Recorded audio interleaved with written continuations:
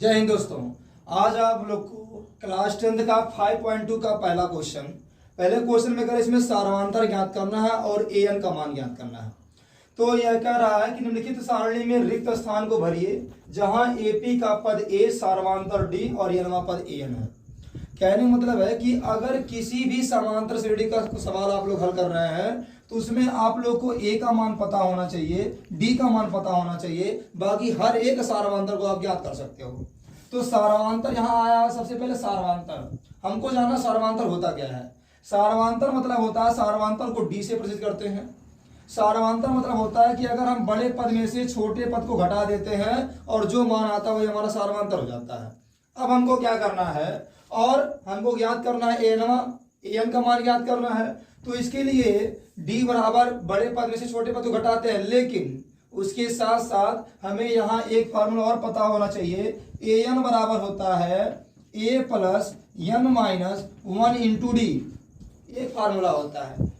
a क्या है, पहला पद है, n क्या है, पदों की संख्या है, और d क्या है, सारवांतर है। इस सूत्र से हम 5.2 का पहले क्वेश्चन इतना ये बॉक्स है सबको हम सॉल्व कर सकते हैं। चलिए देखते हैं। an का मान हमको ज्ञात करना है। पहला क्वेश्चन सॉल्व हो रहा है। an का मान ज्ञात करना है। an को लिख देंगे बराबर a का मान कितना दिया है, 7 दिया है, 7 को दिया, प्लस n का मान कितना दिया हुआ है, 8 दिया हुआ है, 8 माइनस 1 था, माइनस 1 इंटू d का मान दिया था 3 को लिख दिया गया। अब क्या करना है, an बराबर 7 प्लस 8 में से 1 जाएगा, बचेगा 7, और यहाँ देखिए गुणे छिपा है 3। अब क्या करेंगे, an बराबर 7 प्लस 7 3 के 21, an बराबर कितना हो जाएगा, 21 में 7 जुड़े कितना हो जाएगा, 28। ये हमारा पहले पद का मान ज्ञात हो गया। अगर हम इसको इस सूत्र से अगर हम इस ग्राफ के किसी भी सवाल को हल करना चाहें तो आराम से वह सवाल हल हो सकता है। an का मान पहला हमारा निकल आया 28, यहाँ हमारा n का मान निकल आया 28 निकल आया। अब हमको देखिए दूसरे सवाल में क्या कह रहा है। दूसरे सवाल में कह रहा है कि हमको d का मान ज्ञात करना है। इस विधि में अगर कोई दिक्कत हो इस सवाल में तो बताइए। बस कुछ नहीं किया गया, फार्मूला हमारा ये होता है an बराबर a plus n minus 1 into D. an का मान ज्ञात करना था और a का मान हमको पता था 7 लिख दिए, प्लस था प्लस, n का मान 8 था 8 लिख दिए, माइनस 1 था माइनस 1 इंटू डी का मान 3 था 3 लिख दिया गया। अब क्या करना है, 7 अपने जगह पे है, प्लस अपने जगह पे है, 8 में से 1 जाएगा, बचेगा 7 प्लस 3 था प्लस 3, 7 3 21 में 7 जुड़ेंगे 28 हमारा पहला मान निकल गया। अब क्या करते हैं, हम दूसरे सवाल को सॉल्व करते हैं। फार्मूला सेम वही रहेगा। दूसरा सवाल क्या है, दूसरा सवाल में देखेंगे an बराबर a plus n minus 1 into d हमारा फार्मूला होता है। अब देखेंगे किसका किसका मान दिया हुआ।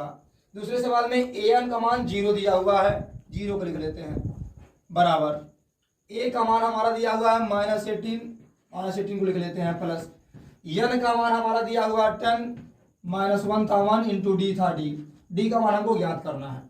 अब क्या करेंगे, 0, अब देखिए यहाँ 0 है, ये माइनस 18 है, तो 0 से कोई मतलब होता नहीं है।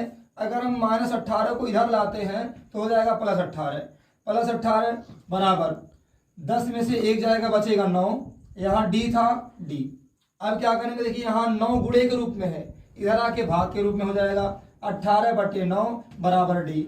9 से 9 काट देंगे, 9 का 9 9 दूना 18, 2 बराबर डी या डी बराबर 2। ये हमारा डी का मान निकल गया, डी का मान हमारा निकल गया 2। दूसरा सवाल भी सॉल्व हो गया। अब देखिए यहाँ डी का मान 2 निकल गया। उसी तरह से इसमें तीसरे क्वेश्चन में ए का मान ज्ञात करना है। इसमें कुछ नहीं किया गया है, फार्मूला आपको पता ही होगा। अब उसमें an का मान 0 दिया था, 0 को लिख दिया गया, बराबर था बराबर a का मान माइनस 18 था, प्लस था प्लस, n का मान दिया था 10 रख दिया गया, माइनस 1 था माइनस 1, और d का मान हमको ज्ञात करना था तो d को लिख दिया गया।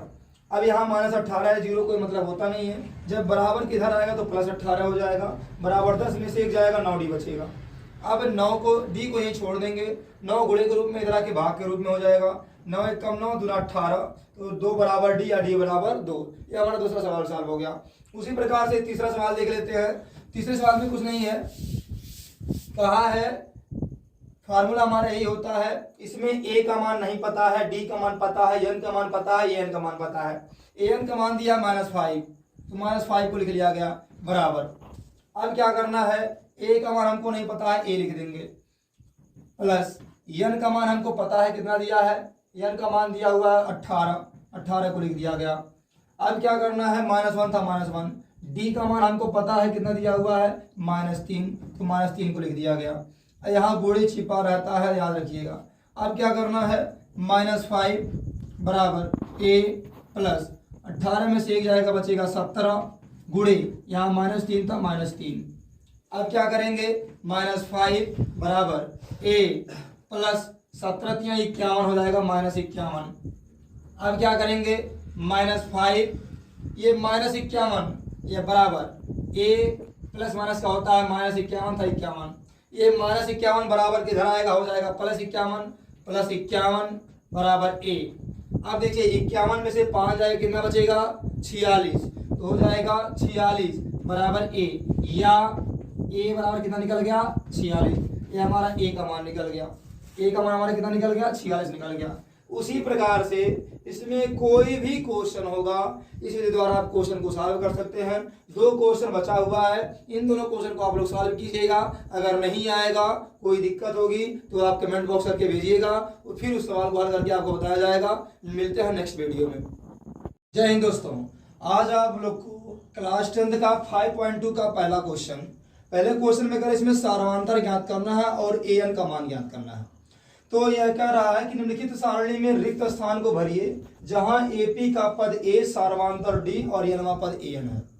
कहने का मतलब है कि अगर किसी भी समांतर श्रेणी का सवाल आप लोग हल कर रहे हैं तो उसमें आप लोग को ए का मान पता होना चाहिए, डी का मान पता होना चाहिए, बाकी हर एक सारवांतर को आप ज्ञात कर सकते हो।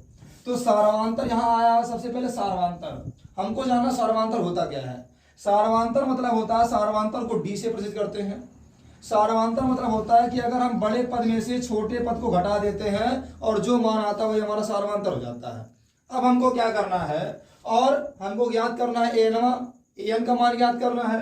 तो इसके लिए डी बराबर बड़े पद में से छोटे पद को घटाते हैं, लेकिन उसके साथ साथ हमें यहाँ एक फार्मूला और पता होना चाहिए। एन बराबर होता है a plus n minus 1 into d, एक फार्मूला होता है।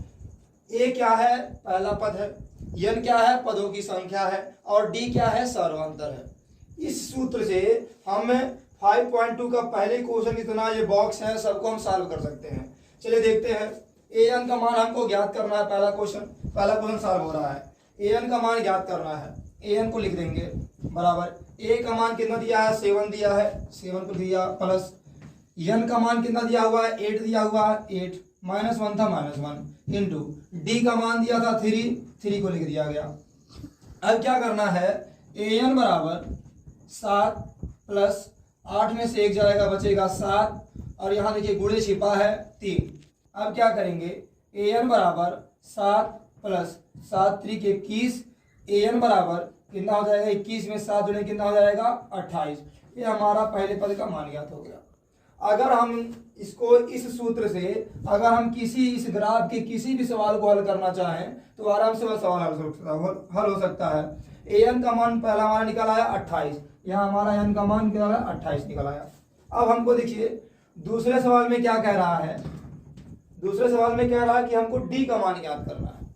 इस विधि में अगर कोई दिक्कत हो इस सवाल में तो बताइए। बस कुछ नहीं किया गया, फार्मूला हमारा ये होता है एन बराबर a plus n minus 1 into D.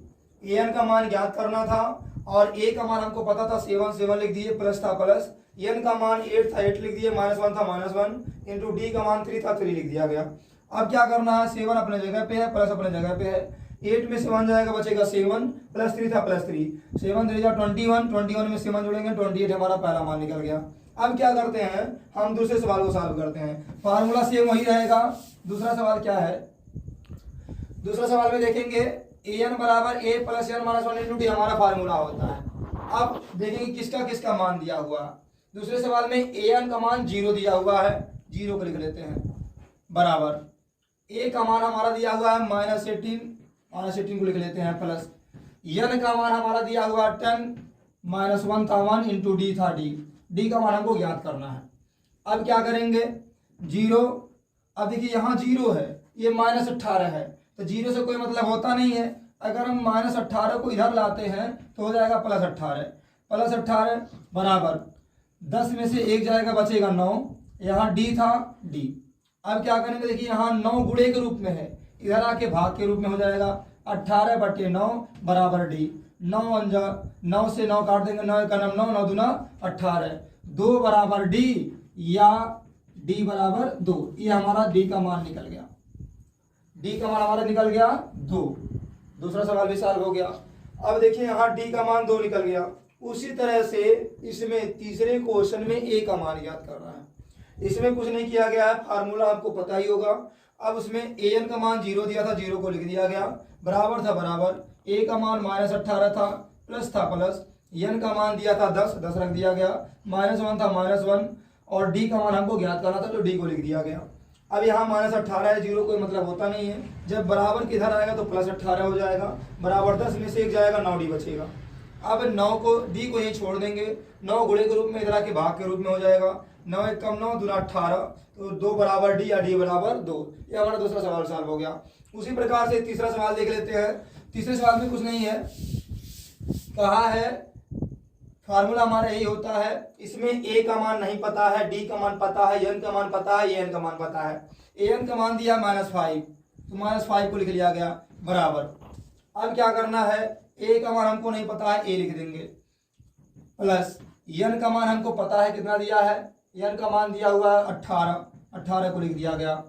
अब क्या करना है, -1 था -1, डी का मान हमको पता है, कितना दिया हुआ है, -3, तो -3 को लिख दिया गया। यहाँ गुणे छिपा रहता है, याद रखिएगा।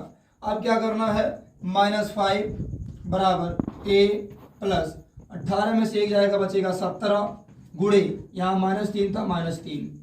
अब क्या करेंगे, -5 बराबर ए प्लस 17 या 51 हो जाएगा, -51।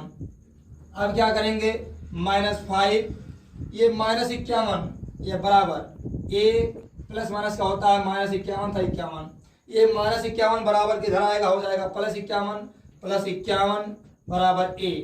अब देखिए 51 में से 5 जाएगा, कितना बचेगा, 46, तो हो जाएगा 46 बराबर ए, या ए बराबर कितना निकल गया, 46। ये हमारा ए का मान निकल गया, ए का मान हमारा कितना निकल गया, 46 निकल गया। उसी प्रकार से इसमें कोई भी क्वेश्चन होगा, इसके द्वारा आप क्वेश्चन को सॉल्व कर सकते हैं। 2 क्वेश्चन बचा हुआ है, इन दोनों क्वेश्चन को आप लोग सॉल्व कीजिएगा। अगर नहीं आएगा, कोई दिक्कत होगी तो आप कमेंट बॉक्स करके भेजिएगा, और फिर उस सवाल को हल करके आपको बताया जाएगा। मिलते हैं नेक्स्ट वीडियो में।